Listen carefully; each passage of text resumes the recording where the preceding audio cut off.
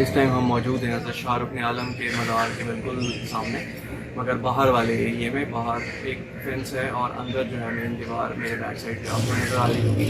اندر جو ہے وہ اجازت نہیں ہے ویڈیو جس طرح اسٹینڈ پہ لگا کے یا ٹرائی پوڈ پہ یا ٹیبل پہ یا کسی بھی چیز پہ لگا کے شوٹ کرنے کی. اس لیے ہم اندر سے تو وہ آئے ہیں ویڈیو بن سکتی تھی، ہم نے بنا لی ہے. کچھ کے بارے میں جو ہے وہ یہاں پہ ہم آپ کو بتائیں گے. حضرت شاہ رکن عالم جو ہیں یہ حضرت بہاؤالدین ذکری رحمۃ اللہ علیہ کے پوتے ہیں. ان کے جو بیٹے تھے حضرت شاہ صدر الدین عارف ان کے بیٹے ہیں، اور حضرت شاہ رکن عالم کا جو اصل نام ہے وہ رکن الدین ابو الفتح ہے.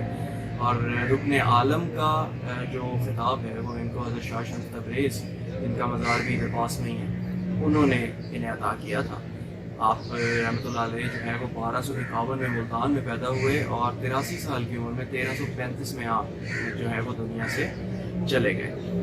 یہ جو مقبرہ پیچھے آپ کو نظر آ رہا ہے، اور ملتان کا جب بھی ذکر آتا ہے تو وہاں پہ اس مقبرے کی جو تصویر لازمی ہوتی ہے. بلکہ اگر صرف یہ مقبرہ ہی دکھا دیا جائے تو لوگوں کو پتہ چل جاتا ہے کہ ملتان جو ہے وہ شو کیا جا رہا ہے. کیونکہ جیسے فیصل مسجد اسلام آباد کے لیے، مزار قائد جو ہے وہ کراچی کے لیے، بادشاہی مسجد لاہور کے لیے، اسی طرح ہی حضرت شاہ رکن عالم کا جو مقبرہ ہے وہ ملتان کے لیے ایک سمبولک جو ہے وہ ایک فگر ہے جس کو شو کیا جاتا ہے.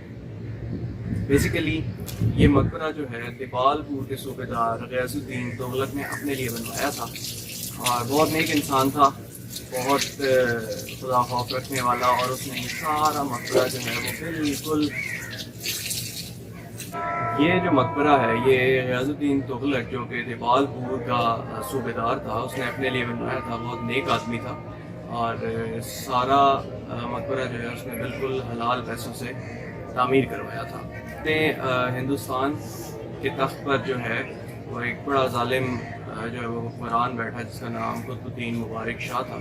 اس کو کچھ عرصے بعد اس کے غلام نے قتل کر دیا اور وہ اس کی جگہ جو ہے وہ تخت نشین ہو گیا.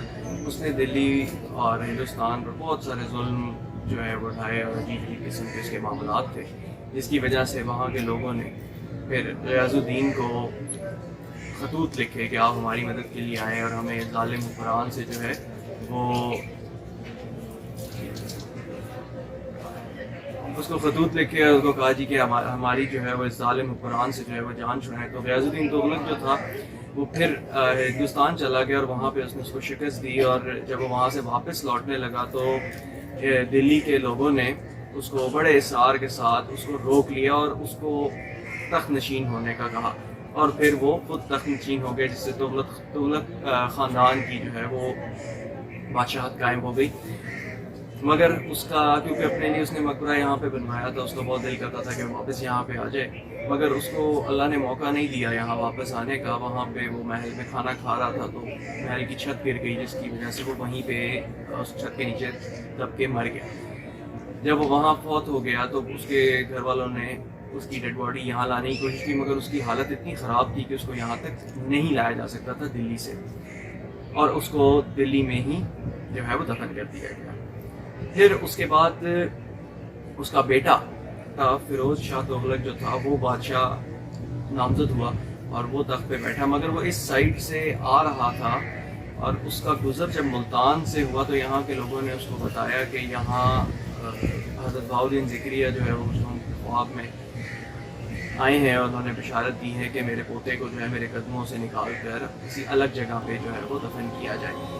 تو اس نے پھر یہ جو اپنے باپ کا مقبرہ تھا یہ اس نے کہا کہ اتنی بڑے بزرگ ہیں ان کو یہاں پہ جو ہے وہ دفن کیا جانا چاہیے. تو وہاں سے پھر ان کا جسد خاکی جو ہے وہ نکالا گیا, قبر کشائی کی گئی, بہت سارے مرید اور بہت سارے عقیدتمند وہاں پہ موجود تھے.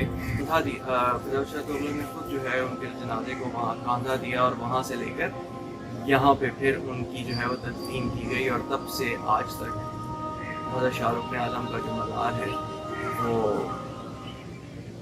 ریاض الدین تغلق کے نام سے نہیں بلکہ حضرت شاہ رکن الدین ابو الفتح کے نام سے مشہور ہے, المشہور شاہ رکن عالم رحمۃ اللہ علیہ, جو محمد ظفر رحمۃ اللہ علیہ کے پوتے ہیں. جو بھی لوگ یہاں پر آتے ہیں اپنی عقیدت کا اظہار کرتے ہیں, اپنا اپنا طریقہ ہے اپنی عقیدت کا اظہار کرنے کا. ہم بھی آئے تھے, ہم نے بھی اندر سے دیکھا یہاں پہ فاتحہ خوانی کی, اور یہاں پہ کچھ بیٹھ کے آپ کو سوچا کہ تھوڑی سی کچھ تاریخ جو ہے اس کی بیان کی جائے. اپنا بہت سارا خیال رکھیے گا, چینل کو لائک کیجیے گا, سبسکرائب کیجیے گا, شیئر کیجیے گا. عبدالوہاب خان کو اجازت دیجیے.